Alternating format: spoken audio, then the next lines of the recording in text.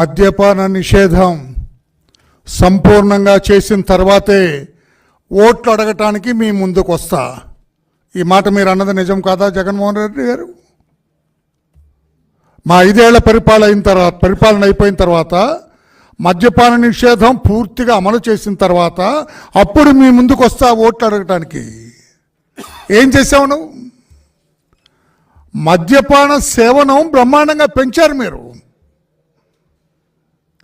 ఎంతోమంది తెలుగు మహిళల పుస్తలు తెంచారు మీరు. మోకుమ్మడి ఆత్మహత్యలు చేసుకున్నారు తాగుబోతులందరూ కూడా. దాదాపు 2 లక్షల కోట్ల విలువ కలిగిన నాసిరకం మద్యాన్ని మీరు అమ్మకం చేశారు. మద్యపాన నిషేధం చేయాలన్న ఆలోచన ఉందా మీకు? ఓట్లు దండుకొని అధికారంలోకి రావాలన్న ఒక ఆకాంక్ష తప్పితే, ఒక ఉబలాటం తప్పితే మీకు ప్రజా సంక్షేమం పట్ల ఏమైనా ఆలోచన ఉన్నదా మీకు? మహిళలను గౌరవించే తీరు ఇదేనా? దాదాపు 30 లక్షల మంది రోగాన పడ్డారు మీ నాసిరకం మద్యం తాగి. రాష్ట్రంలో స్టాటిస్టిక్స్ ఉన్నాయి. వరలరామయ్య లేకుంటే పెద్ద అచ్చెన్నాయుడు గారు చెప్పే మాటలు కాదు ఇవి. ఏ ముఖం పెట్టుకొని ప్రజల ముందుకు వెళ్తావు?